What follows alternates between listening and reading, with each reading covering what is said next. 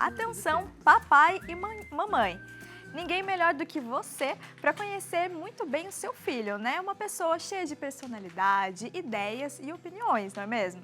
E a tarefa de criar uma pessoa, muitas vezes ela é cheia de desafios. Mas você já ouviu falar em educação positiva? Não, calma aí, a gente vai explicar um pouquinho mais para você agora. Ela é uma conduta que busca guiar a educação das crianças por meio do respeito mútuo. E para a gente falar um pouco mais sobre isso, agora a gente vai receber a orientadora familiar Simone Fusaro para tirar todas as dúvidas sobre esse tema tão importante. Boa tarde, Simone, seja bem-vinda. Boa tarde, obrigada. Tudo bem, Simone? Graças a Deus. Adoro o tema, Simone. Adoro. Léo. Eu também. Vou falar pra você, adoro quando você vem aqui, me ajuda demais. Obrigado, viu? Bem-vinda novamente. Que bom te receber aqui, obrigado. Ótimo, obrigada pelo convite. Simone, pra gente entender então, começando aqui, né? Tem essa educação positiva, mas também tem outros modelos de educação também. Qual a diferença entre esses outros modelos, pensando na educação positiva e esses outros modelos que existem? Então, vamos pensar assim, né? A educação positiva, ela partiu da disciplina positiva, tá? Então, a disciplina positiva é uma teoria que tem uma autora, né? Então, Jane Nelson, ela formulou a disciplina positiva e é uma técnica. Então, tem vários pilares, tem esse pilar do respeito mútuo, né? Traz muito a questão da liberdade da criança, né? Mas ela se embasa numa possibilidade que quem estuda o desenvolvimento infantil sabe que uma criança pequena não tem. E o que acontece, né? O que a gente percebe hoje, eu como educadora e orientadora familiar percebo muito.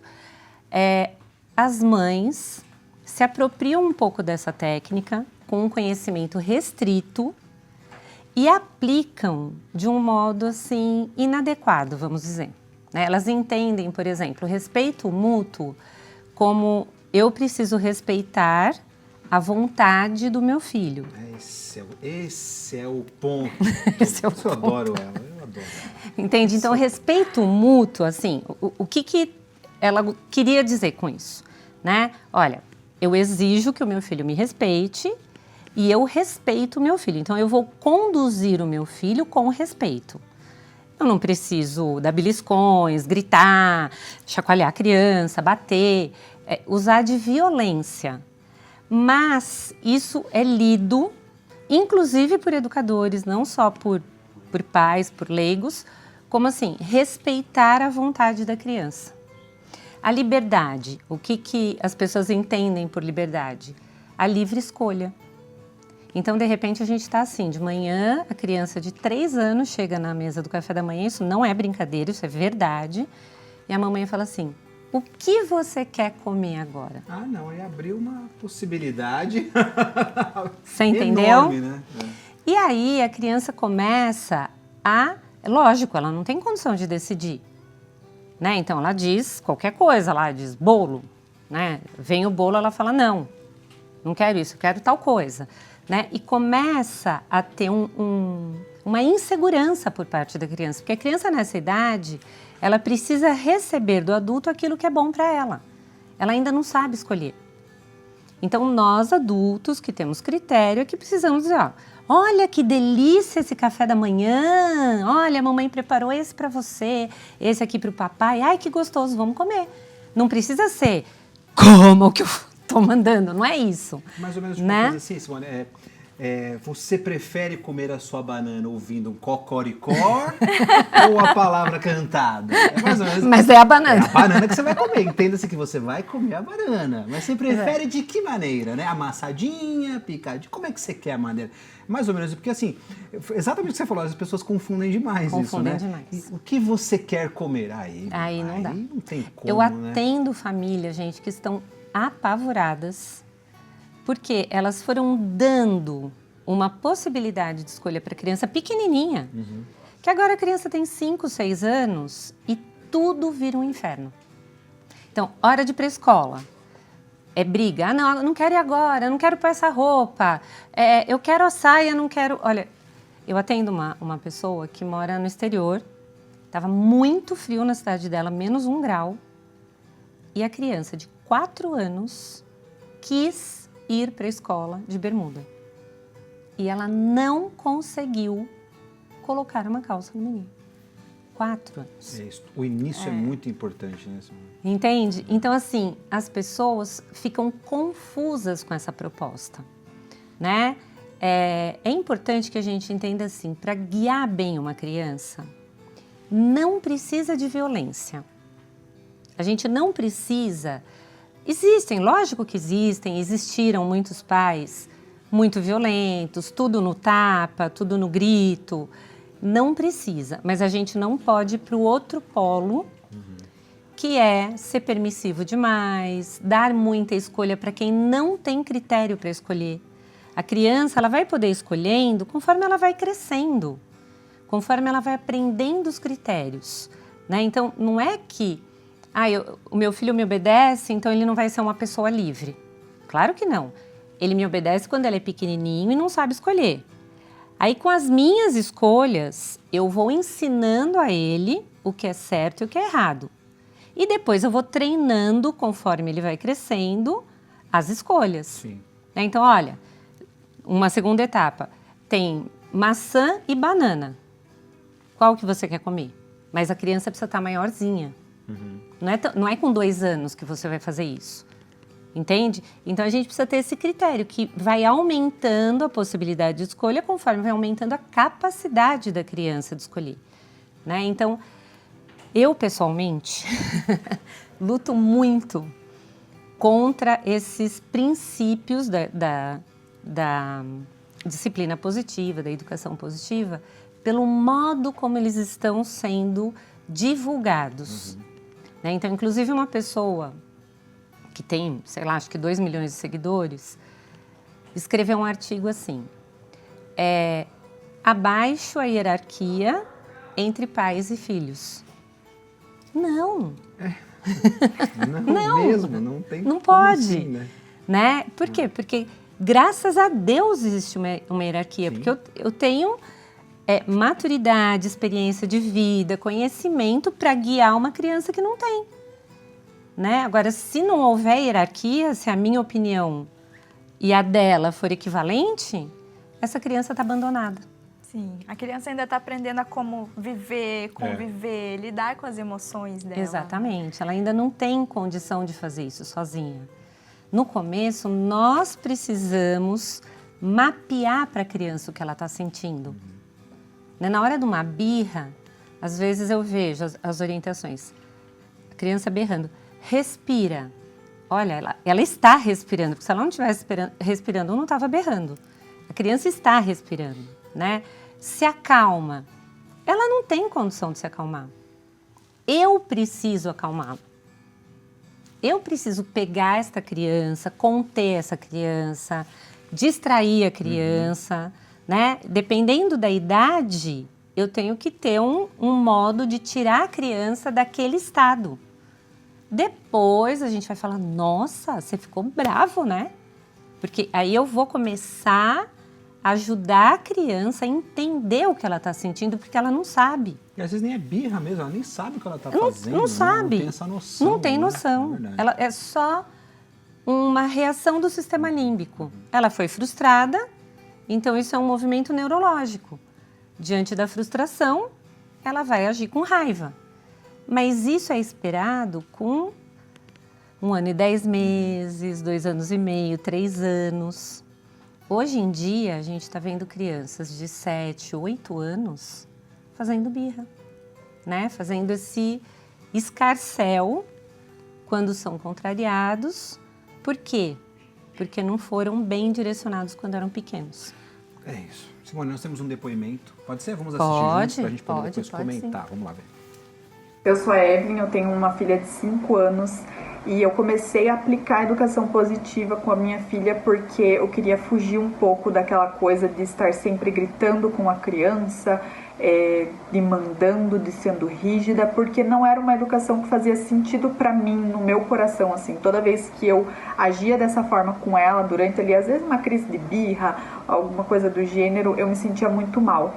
Então, eu comecei a acompanhar alguns conteúdos sobre educação positiva. Eu comecei a pesquisar sobre isso, no sentido de ver se eu conseguia ter algum tipo de ferramenta para lidar com todos esses sentimentos dela e que eu não precisasse seguir só uma linha de colocar de castigo, gritar com a criança e ser extremamente rígida. E foi aí que eu encontrei muitos conteúdos na internet que falavam sobre isso, inclusive conteúdos que davam dicas de como você lidar com tudo isso. E hoje eu entendo que cada pessoa que tem contato com a educação positiva acaba tendo uma interpretação diferente, né? Então várias pessoas podem estudar sobre isso, mas cada uma pode ter uma interpretação diferente da outra. E talvez o que tenha acontecido aqui em casa, e por isso eu senti que a educação positiva acabou não sendo tão legal. Porque chegou um ponto em que a minha filha, ela sempre queria negociar, ela sempre queria ser ouvida, ela sempre queria ser respeitada, quando com tudo isso ela não estava nos respeitando. Então a gente precisou ajustar muito a educação dela, e eu acabei indo depois para uma linha de seguir mais o meu instinto materno, de fazer coisas ali que eu achava que fazia mais sentido, né, de ter um limite específico, um pouco mais rígido, mas que ainda assim fosse uma educação com muito amor e acolhimento. Mas hoje eu tenho essa visão de que talvez essa grande produção de conteúdo também acabe confundindo um pouco os pais, e a gente acabe confundindo a educação positiva com uma educação permissiva, e aí as coisas acabam saindo um pouco ali do esperado. Exatamente É isso, né, Simone? Exatamente. É isso. Você vê que ela quis a educação positiva para fugir de uma agressividade, né? De ficar gritando, ficar batendo, ficar... E, na verdade, a gente tem que buscar um equilíbrio, né? Então, é saber que quando a gente é autoridade de verdade, não precisa chegar a esse ponto, né? Então, você vai dizer para o seu filho, ó, agora chega, né? Aqui não. E pronto, a gente coloca isso e não deixa a criança voltar ali. Eu não preciso ficar gritando ou batendo para isso. Então, o problema é esse, as pessoas entendem que usar a autoridade é ser agressivo. E são coisas diferentes. E aí, para fugir da agressividade, como essa mãe mesmo disse, vai para permissividade. Aí você cria um pequeno advogado, né? Ele não tem critérios, não sabe o que é bom e o que não é para ele, mas fica discutindo com você todos os procedimentos do dia, né? Vamos tomar banho? Ai, mais um pouquinho, agora não, espera um pouquinho. E você vai ficando esgotada com isso, né? Além do que a criança cresce com uma percepção terrível, que é a de que o mundo vai estar ao dispor do que ela quer, né? Da necessidade, não, do desejo dela. E vai sair de casa e vai perceber que não é assim. Aí se torna um adolescente que sofre, um adulto que sofre, né? Que não reflete consegue, toda a não vida consegue depois. enfrentar as adversidades, não consegue enfrentar os nãos que a vida vai falar. As frustrações, as tristezas, a criança não consegue lidar depois com aquilo. É, né? exatamente, não tem repertório, né? Porque o melhor lugar para a gente aprender a lidar com o limite é o lugar onde nós somos mais amados, que é dentro de casa, né? Ali vai ser feito isso por amor. Mesmo que a mamãe exagere um pouquinho na hora, é por amor. E não é uma atitude que vai dizer para a criança se a mãe ama ou não ama, é o conjunto de atitudes. Então, a mãe cuida, dá banho, brinca, alimenta. Agora, se chegou uma hora, ela ficou um pouco mais brava, eu traumatizei o meu filho vai achar que eu não amo. Não é verdade, não é verdade, né? Então, a criança percebe, ela se sente cuidada. Então, o melhor lugar para isso acontecer é dentro de casa, né? E, infelizmente, longe de mim julgar as intenções da fundadora e da criadora do método, né? Eu acho que super bem intencionada, mas como essa mãe falou, as leituras são múltiplas. E as pessoas confundem muito. Então, começam a dar liberdade para uma criança que pode se matar com a liberdade. Porque ela não sabe se cuidar ainda. Né? Então, eu não posso deixar ela escolher algumas coisas. Não posso deixar ela escolher colocar o dedo na tomada. Exatamente. Tem que saber filtrar. Eu Eu acho te- que tudo em excesso, né, não é positivo. Sim, sim. Tem que ter esse... Nós precisamos entender que nós conduzimos o nosso filho. Você falou uma coisa muito legal. A criança está aprendendo a viver. E eu costumo dizer assim, que o papel da família é manter vivo e ensinar a viver. Né? Então, nós precisamos ser aquele tutorial para a criança, né? Do que é bom, o que não é, como ela pode manifestar a raiva dela e como ela não pode, porque tem isso também.